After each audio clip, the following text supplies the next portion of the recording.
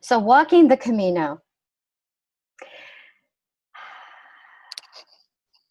There are many places to start the Camino, I think that I mentioned. Right down here in this area on the far left, you can see Santiago de Compostela, but people start as far away as Norway, Budapest, the Czech Republic, Rome, but the traditional way that people start the Camino, these are the 5 main routes. You can walk in Portugal. You can cross the English Channel and start up here in the north.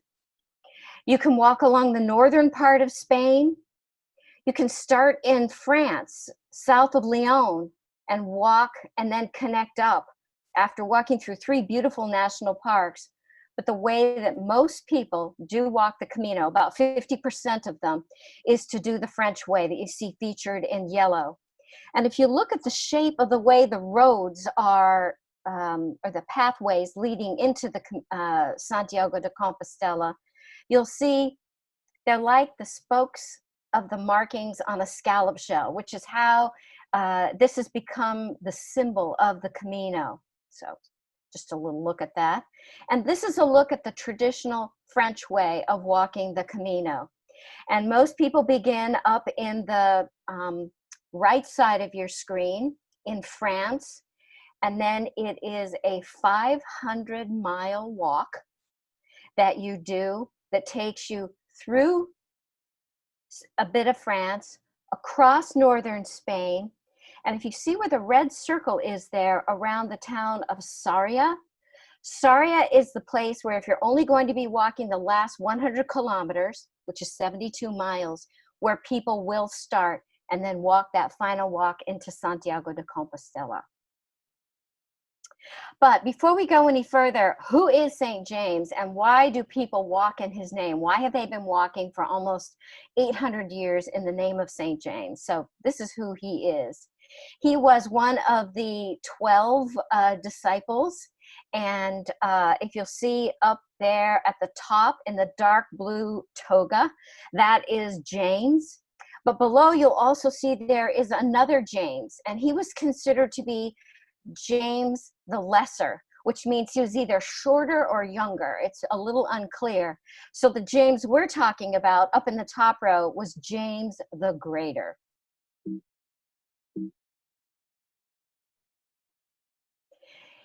And it is said that he was standing on the shore of the Sea of Galilee. He was a fisherman with his father Zebedee and his brother John, and they were lamenting that they hadn't caught any fish that day, when they were approached by Jesus, who said, have faith, dip your nets, go out in the water, dip your nets in the water.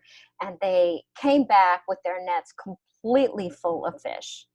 And after that, James and John were both believers. They became fishers of men, and they became a part of the inner circle of Jesus, attending him and witnessing his miracles.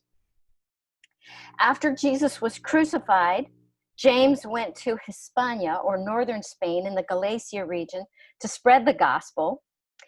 However, when he was in Spain, the Virgin Mary appeared to him and told him of her coming death and asked him to please return back to Jerusalem again. He caught the eye while he was in Jerusalem of Herod. James was known for his bad temper, so clearly he caught the eye of the ruler of Jerusalem, who charged him with heresy and beheaded him.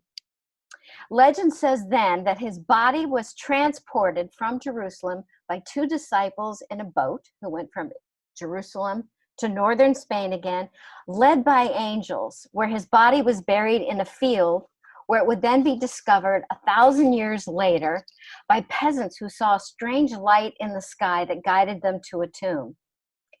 King Alfonso built a small chapel at that spot, and then later by 1200 there was a larger church there. And this is the beginning of the Cathedral of Santiago de Compostela, which means Santiago, Saint James, Santiago, of the Field of Stars, Compostela. Well, the king's goal was tourism. He wanted to attract pilgrims from all over the world, hoping to compete with Rome and Jerusalem for who had the best relics the best religious stuff on display, and he did succeed. The pilgrimages brought in a huge influx of faithful Christians, and it was a powerful tool to stem the flow of Islam into Spain. And then it said in the 9th century, St. James appeared on horseback during a Spanish battle, and he was displaying the symbol of a red cross on his standard. You can see it featured there. And he helped the Christians to win a key battle. And the red cross of St. James went on to represent St. James. Later, it became the symbol of the Crusaders, the Knights Templar, excuse me. And St. James is the patron saint of Spain, Guatemala, Nicaragua, and a fisherman. And this red cross decorates the scallop shell that all pilgrims wear or carry during the walk. And I do have mine here. I'll tell you more about that later. So when do people walk the Camino, the seasons to walk? Typically, the season goes from about April to October. And if you're going to be doing it through a tour group, that's the season where they would be operating the tour. However, the paths are open year round, and there are lots of pictures online of people doing the Camino in the pouring rain or in the snow. If you walk the French Camino, this gives you a bit of an idea of what the terrain is like. So you begin in the mountains in the Pyrenees in France. And then as you make your way across, you go through the wine country, you go through the high desert, you go through mountains, and then the final stretch you'll see in some images I show you later is forested. And then finally, in that last sort of half day's walk into Santiago de Compostela, it's quite urban. So this gives you an idea of the terrain that you would be walking, let's say over the course of 30 days. If you were walking 10 to 15 miles a day, you might take longer, 45 days if you walked a little bit slower. So what would you bring if you went on the Camino? Well, traditionally, this is the paraphernalia or sort of ritual gear that a pilgrim would have. The hat, the wide brim, floppy brown hat, the walking stick, which has, I think, today been replaced with the more high-tech ski pole-like walking stick. The cabeza, the gourd, which used to be where you carried your water. Now that's been replaced by more Nalgene water bottles or camelbacks. And then the seashell, which I had talked about, which is sort of your badge that you wear around your neck or on your backpack. And it was used to scoop water from streams originally so you could drink, or it helped you measure the allotted amount of food you were allowed at dinner or breakfast. Now, again, it's more symbolic. There are tour companies that will shuttle your luggage from hotel to hotel, and we'll talk more about that later, in which case you would be walking with just a day pack on your back. Or if you're a camper and not staying in any of the hostels, you would have camping gear in addition. But this group of pilgrims here probably has what's the more typical pack, which usually has about this much stuff inside. There's lots of blogs online about what you should bring, but of course the most important thing that you should have is a great pair of walking shoes. Since you are walking 10 to 15 miles a day, having these shoes is broken in already is critical. Blisters, I think, are the number one concern while you're walking the Camino. So how do you prove that you did it? How do you prove that you walked the Camino? Well, there is something called the Compostela, or the Pilgrim's Passport, the Credencial Peregrina. And you need to get this stamped at least once a day, sometimes twice a day, at official locations, because when you arrive in Santiago de Compostela and you register with the church as having officially completed it, they're going to look to make sure that every single one of these stamps are there. There have been a lot of movies that have been made about the Camino, And I think one of the main ones that I saw that was so inspirational to me was the movie that Martin Sheen did called The Way. It came out in 2010. You can still find it streaming on Amazon, and likely the library might have a copy that you can rent, or through Canopy, their online video service, that you would be able to download it and watch it. But Martin Sheen plays a widowed eye doctor whose son decides to walk the Camino, and on his first day of walking is unbelievably struck by lightning and killed. And the grieving father, Martin, goes to the start of the Camino to retrieve his son's things and his ashes. And he was just going to turn around and go home, and instead he is inspired to walk the Camino in his son's honor, and how the Camino changes his life.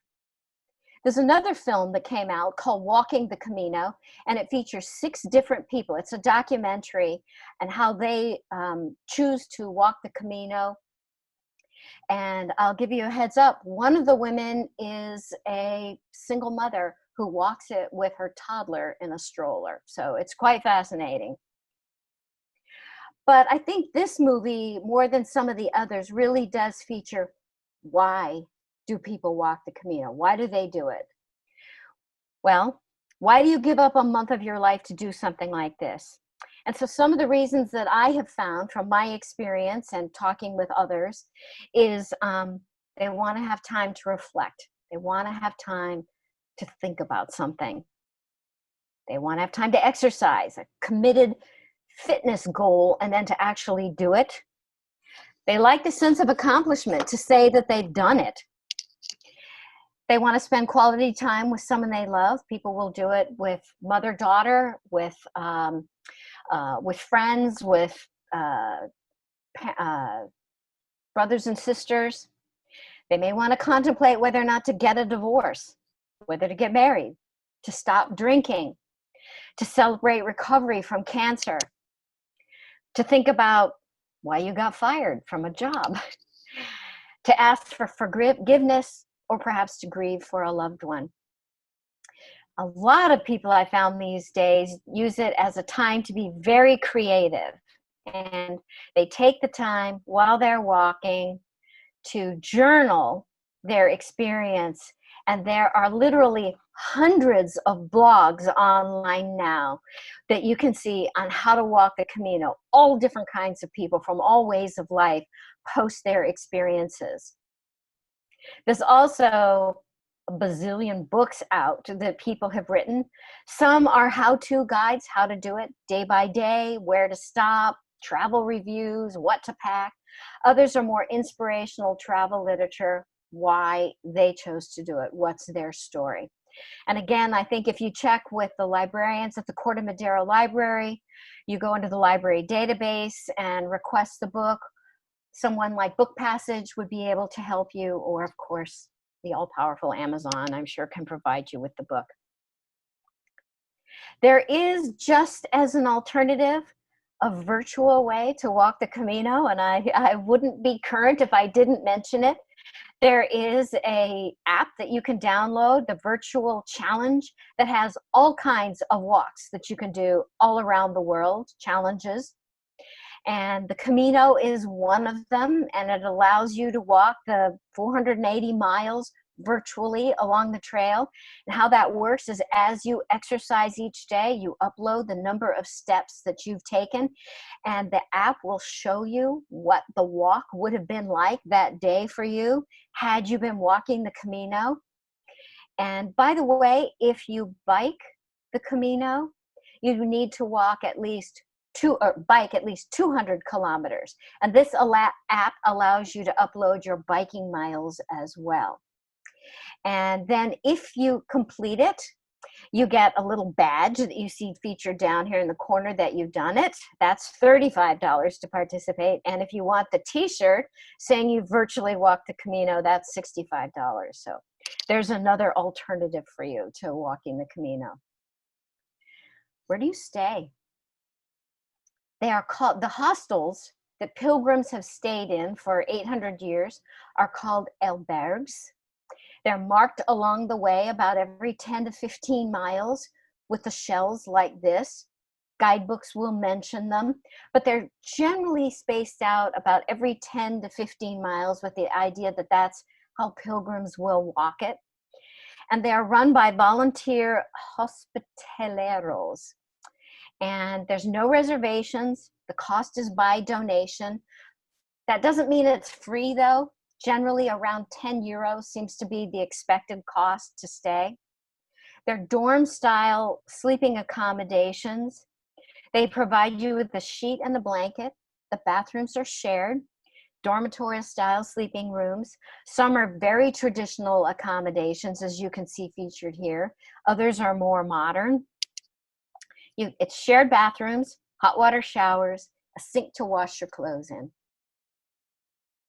The dining is communal, and the meal in the evening is generally a meat stew dinner or a vegetarian dinner, including wine and bread, and a hearty continental breakfast the next morning. Walkers are given a priority over bikers. I guess they figure you can always move along if the place is full. Breakfast is at 8 a.m. Generally, people are walking by 9.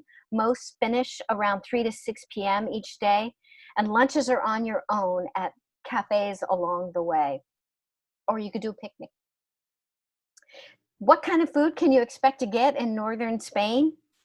I've found that it's generally meats and red sauces, sausages, tapas, olives, great cheeses. Asparagus, potatoes, serrano ham, octopus, cured meat, chocolates. And by the way, there are lots of blogs that talk about how to do the hike as a vegan or how to do the hike gluten-free, which is possible to do both these days. I'm going to adjust my blinds for just a second here. They trimmed some trees outside my window, and my perfectly adjusted Zoom perch has changed just a bit with the sunlight. Ugh. See if I can get the light off my face there. There we go. All right. Now, back to the road. So about the Camino and COVID. The flow of pilgrims has not stopped. People are still walking the Camino every day now. I mean, when you consider the circumstances, it's made for social distancing. You're either walking it on your own or in a bubble with someone you're walking with. People tend to walk in very small groups or independently. That is the point of it. But some things have changed.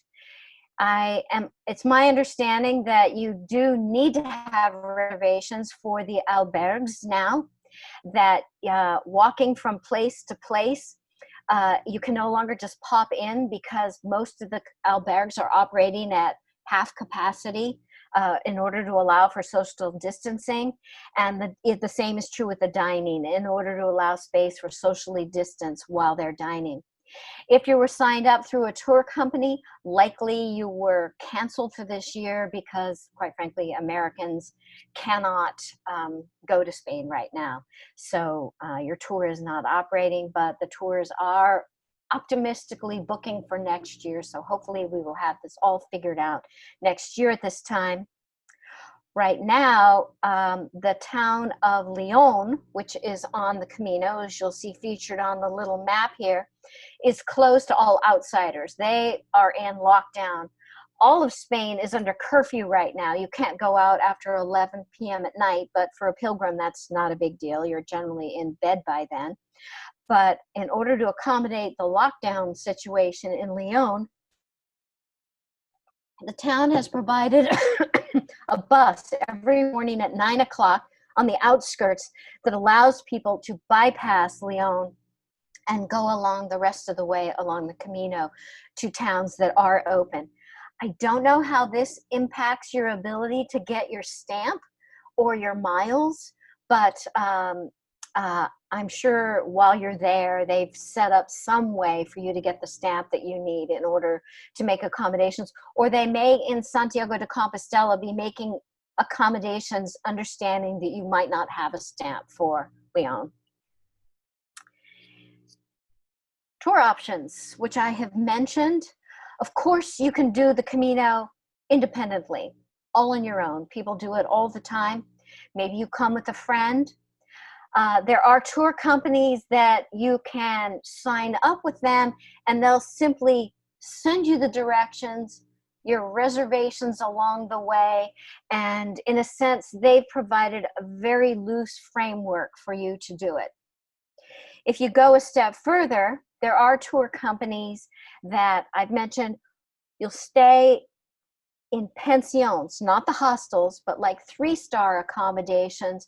They'll shuttle your luggage from place to place, and there will be a guide that will join you along the way, who walks with you. And I'm going to mention 2 different companies because I've had experience with both these companies, but there are lots of companies that do this. But let me share 2 of them with you. One is called Backroads. They're a biking and hiking company over in Berkeley, and they do luxury biking and hiking trips all over the world. Full disclosure, as Shireen mentioned in the beginning, I did used to work for them, so I've done a number of their trips. But they have a 6-day Taste of the Camino trip that's offered April to October that I did in October of 2016.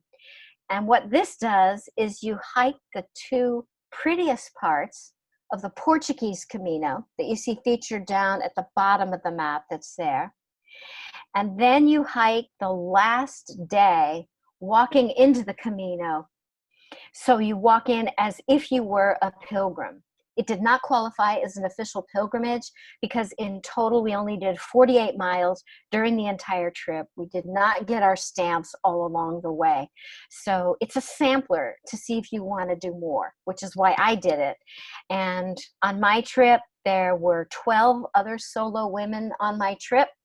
Nice coincidence, as I did it as a solo, and just 1 couple. You stay in 4- and 5-star luxury hotels that have spas. They shuttle your luggage from place to place.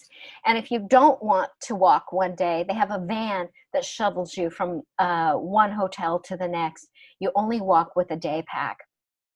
Meals are included at fine dining, bountiful breakfast, and gourmet picnic lunches that they set up along the way for you. This is a very different way than doing it on your own. But for someone who enjoys the nicer things in life, or being very well supported, and being a part of a small like-minded group of people, this is a great way to go.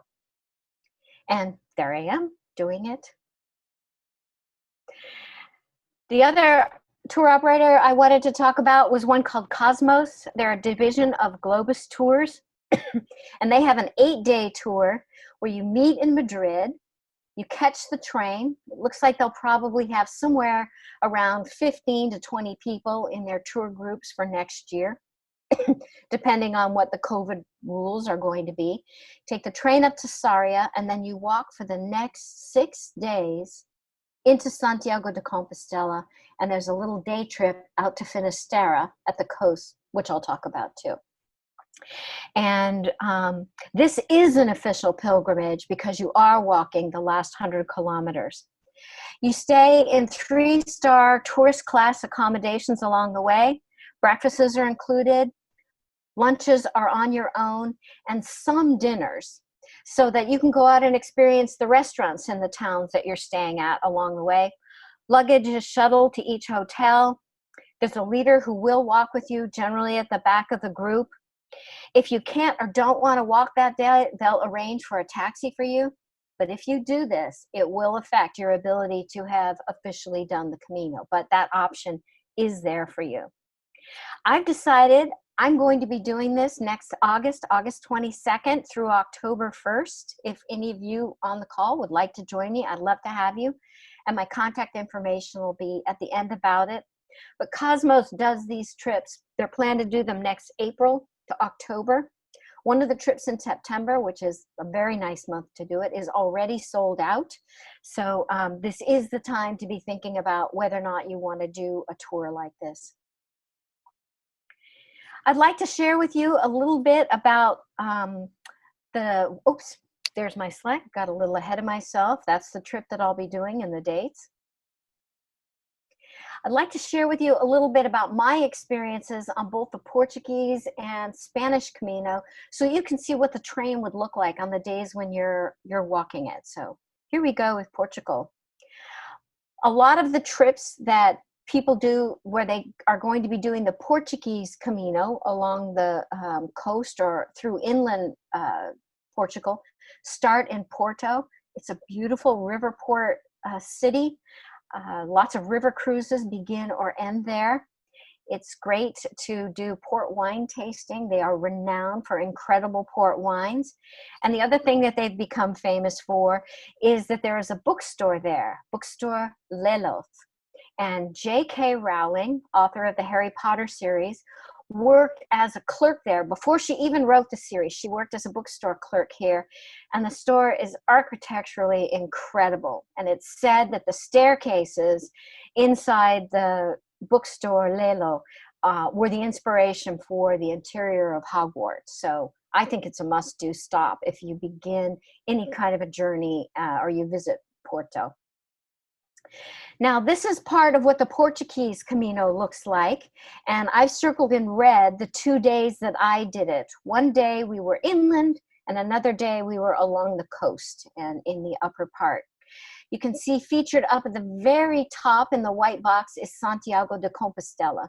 So that's the spoke of the scallop shell that leads up from the south to Santiago de Compostela. So here I am at the start of the Portuguese Camino with my backpack on, getting ready to start, and the yellow arrows that mark the start of the Camino.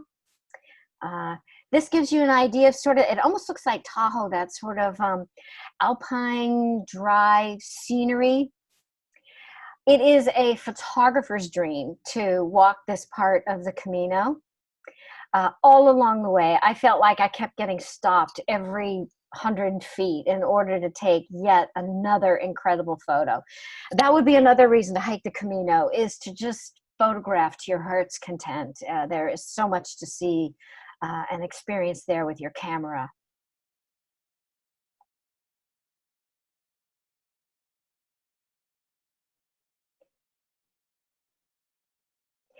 Interestingly enough, this was an amazing couple of hours on the Camino. There was a dog that joined me for a part of the Camino. He must have walked 3 miles with me, and I was stunned to have this dog following me for so long. And all of a sudden, I looked around and he was gone.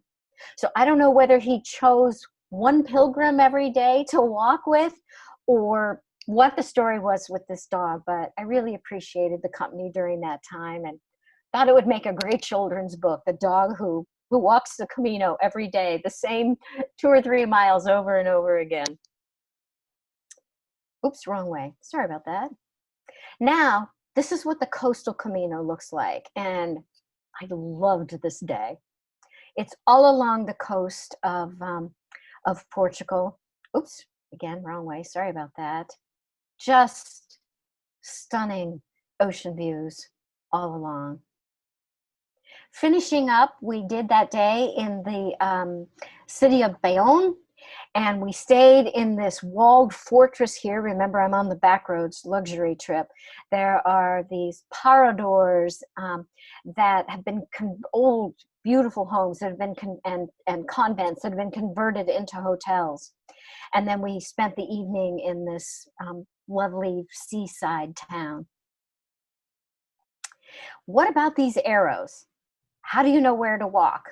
Well, there is a person, a priest, his name was Don Elias, and in 1984, he took it upon, even though pilgrims have been walking this way for 800 years, he took it upon himself to do all the different spokes, the main walks of the Camino, and mark them with these yellow arrows. That and many credit him with reviving the tradition of walking the Camino among people today, because it makes it so easy. Every few hundred yards, there's an arrow that you follow in order to see the Camino. Follow the arrow. Instead of the yellow brick road, it's follow the arrows. Now in Spain, Again, just to remind you of the walk that people do in Spain, and you see where Sarria is again. If you were to join, let's say, that Globus trip, and this is where a lot of pilgrims start, likely you would be starting in Sarria, arriving by train, and then beginning your walk from there. And you typically have 6 days walk. I started in much closer. So now we're going to flash forward ahead to that last day walking in.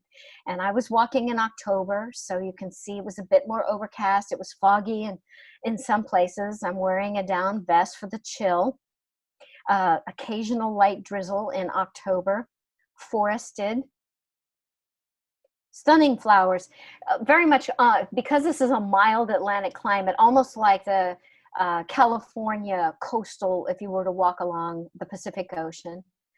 Beautiful public art and statues commemorating the Camino that goes back centuries.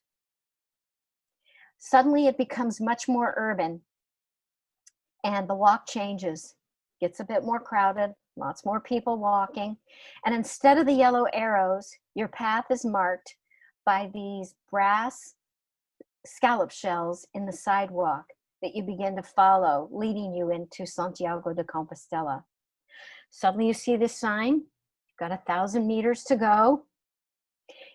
Then there's a special tunnel that all pilgrims enter through. That's this one.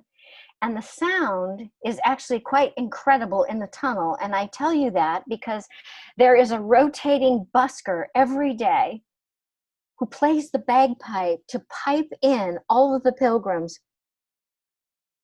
as they arrive throughout the day. And on the day that I walked into the tunnel, the bagpiper was playing the theme from Star Wars. Da, da, da, da, da, da, da, da, da, da. It was an incredible soundtrack for such an accomplishment for me to be walking in as if I were a pilgrim that day. You enter in down where the red circle is at the bottom as a pilgrim. You make your way across the grounds of the church. You can see the magnificent cathedral there. Then you make your way around to that yellow open square area. That's the main plaza in front of the cathedral, where it is tradition to stand at this spot. X marks the spot, except it's a scallop shell marks the spot. Take your selfie. And then this was my little group that happened to finish up that day.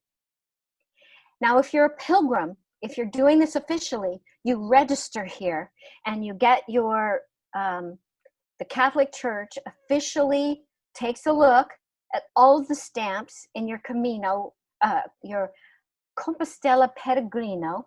And this person likely has walked all the way, the 34 stages from France on the French Camino. And you see that final stamp that they received when they arrived in Santiago de Compostela. Now, there is a special mass that is said in the cathedral every day at 6 o'clock.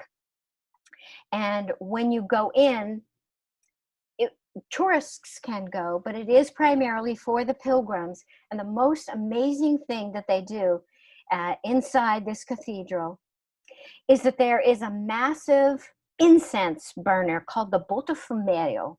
It is 135 pounds, 5 feet tall. It hangs from thick chains in the ceiling, and it takes 8 priests to pull on it via ropes and pulleys, and they get it swinging, and the arc becomes 200 feet, and it swings at a speed of 45 miles an hour. And while this is swinging, they read off the names of every pilgrim who arrived that day, who are all in attendance in the Mass. And on the day that I was there and I attended the Pilgrim's Mass, 300 pilgrims had come in. Like I said, I was not one of them because I didn't officially do it. Right now, the cathedral, with social distancing, I don't know how they're handling this, but I'm sure there is still some mass or some way of recognizing the pilgrims by the Catholic Church. And I hope that all of you at one time get to see the botafumeiro. It was truly magnificent to see this as a ritual. Then that night, one goes out and celebrates your great accomplishment. On the backroads trip, since it was gourmet dining, we went to the wine cellar of the former convent, Reos Católicos, which is now a 5-star hotel. But there are many wonderful indoor and outdoor cafes, depending on whether you can go indoors. But everyone celebrates the end of the walk at the Camino with the Tarte de Santiago. It's made up of ground almonds, and it is a very delicious dessert for celebration. Now, we're not quite done yet, though. There is a town out on the coast of northern Spain called Finistera, and it's an old Roman name that means the end of the world, and it is considered kilometer zero. And for a lot of pilgrims, this was where they actually, even though they went to the church and they made the pilgrimage to where St. James's bones are buried, they do take the bus, or you can walk all along the coast to finish in Finistera.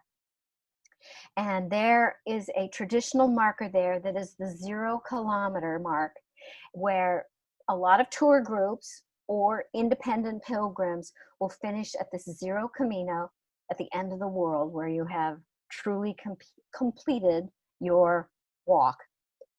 Now, while this is the end of the walk, this is also the end of my presentation.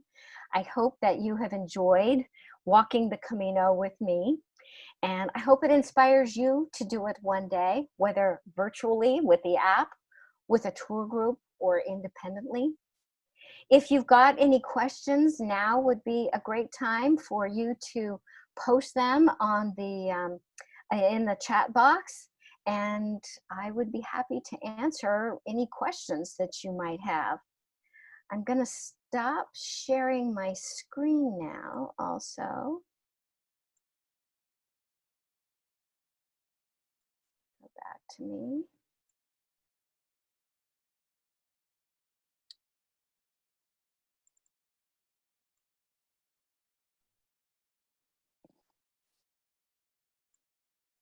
Does anyone have any questions? Shireen, do you want to pop in here and help me with this?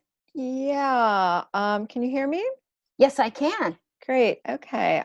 So yes, I do see some things in the chat. So let me just catch up. There we go. Someone wanted to mention that there is a documentary about a cancer patient from Vashon Island in Washington who dreams of walking the Camino. So he builds a mini Camino on his property. It's called Phil's Camino. So if you want to check that out, someone kindly shared that. There was some appreciation. 2 questions at least. Let's start with, what do you know about camping, and how would you assess the difficulty of the walk and the altitude? Good question. I would say the last 100 kilometers, if you're talking about just doing the official pilgrimage, it's very easy, gently rolling terrain, almost flat in most places, no hills whatsoever. However, I would say other places in the Camino, there are varying levels of altitude, and it would be good for you to get a guidebook and take a look at the different routes, or check with the tour operator to see what your fitness level is, and which route might be most appropriate for you to walk. The coastal route that I did with along the Portuguese route definitely had some hilly terrain. You can imagine what it might be like to hike along the California coastline, where generally level, but there would definitely be some hills.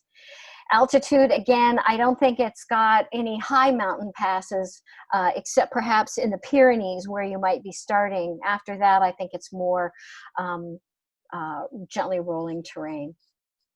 And so I'm going to assume that some of the tour books that you suggested that you can get from the library or purchase from a variety of resources would give more altitude-specific information that would be helpful for people. Absolutely. I know the guidebooks will even have pictures of elevation gains and losses for each day, if that's important in making your decision. So can you address the question of camping?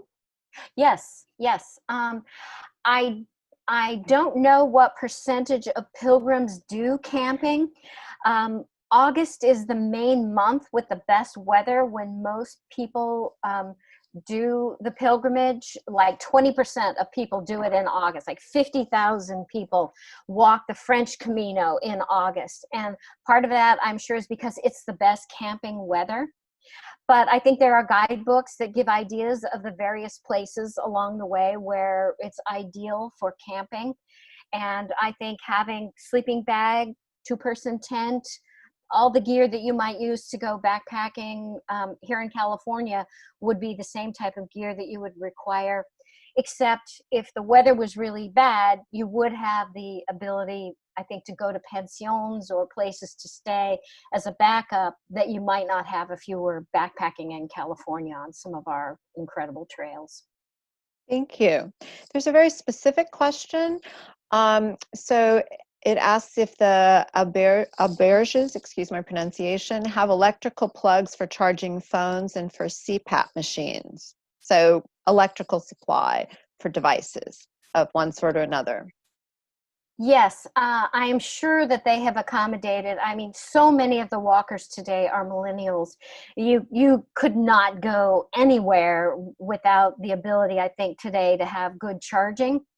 My tip, if you have multiple devices yourself, and there probably are not, you know, 3 or 4 electrical outlets per pilgrim, which some people might need. I usually go somewhere like a Home Depot and I get my own little mini power strip that I travel with that has like 3 or 4 plugs in it. Then I would get the Spanish adapter to go with it. So if I could just get access to one plug, then I would have 3 or 4 plugs that I could use to charge all my devices. But given the number of phones and cameras and everything else that I'm seeing on the Camino, I'm sure that they have taken that into account. Thank you. That's a good tip, though, about getting, kind Your of own little power strip. increasing your own. Yes. So you addressed this a little bit, saying that a high percentage of pilgrims walk in the summer. But can you, talk a little bit so you said in August specifically, but this question is, are the summer months a lot more crowded than spring or fall typically? Yes. Yes, they Okay. would be. Yeah, I'm sure that's when families who are deciding to do it, college students off from school, would choose to. Summer is definitely the peak season. Uh, Depending on which route you're hiking, if you take the mid-Atlantic or the French Camino, I would say the weather is probably delightful, just like California weather would be, sort of June to August, so you could spread it out a bit more. April and May, you're going to have more rain that you might have to deal with, a little more overcast days. And then in September, when I'm thinking of going, I feel like I'm just catching the best of the end of summer, probably a higher risk of rain. Once you get into October, they say to expect rain um, at least every other day. Okay. Good information. Here's a question about walking sticks. Mhm. A person comments that they have noticed many people in your images using one walking stick. Some use two. So is it necessary, one or two? Is it a matter of personal preference? I know there's a lot of opinions about, using walking sticks. Do you have anything to add to that? I do. I personally don't use walking sticks. The clack, clack, clack of the walking sticks, especially if you're on paved roads or cobblestones, um, I don't like the sound of it. But I know for other people, so I think it's personal preference. For other people, it gives them a sense of confidence and balance for when they're walking. And I think the one or two, again, is personal preference. I know sometimes there are challenges with traveling with walking sticks if you're trying to carry on all of your supplies, but tour companies often will have walking sticks that they might make available to people to use if you decide partway through that you want one. And as I've found in anywhere that I go, if you decided partway through that you really needed a walking stick, likely somewhere along the way would be a store supplying pilgrims with walking sticks that you could buy one along the way. That is a great segue, talking about the surfaces you're on. There's a question specifically about it, asking what the footing is like. Is it cobblestones, dirt, paved, and mixed? Mixed, yes. So because it meanders its way through so many different terrains and cities, you really do alternate between sort of hard-packed dirt, cobblestones, pavement, asphalt. It's a real mix. So I wanted to share that a participant shared some of her experiences. She said that she walked the Camino 5 years ago, and at that time, very few pilgrims camped. She said there were not many camping facilities, or virtually none, on the Camino route. So she's not recommending camping. She said the summer on the French Camino is, in her words, beastly hot, and suggested rubber tips for walking. There you go. And so I thought that was a really great suggestion.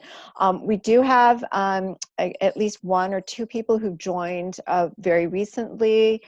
And I wanted to answer your question directly and say, yes, we are recording this, and it will be posted on our website, our YouTube website for Marin County Free Library. So I'd encourage you to look there. It'll probably be a couple weeks, honestly, before this gets out. We have a small department that's doing all this work to get our videos up. Are there any other questions at this point? I am just going to type in our website and my email. If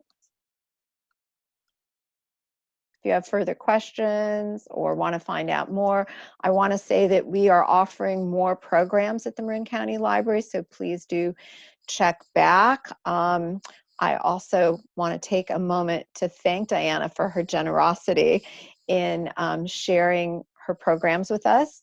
You've always been incredibly generous at the library, and have talked about so many topics. In fact, next month you're going to come back and talk about Japan. Yes, I am. So another great passion of mine, so please tune in for that one too. And we should remember that date, which is escaping me now. So while you finish up, I'll look that date up, okay? Okay, great. All right.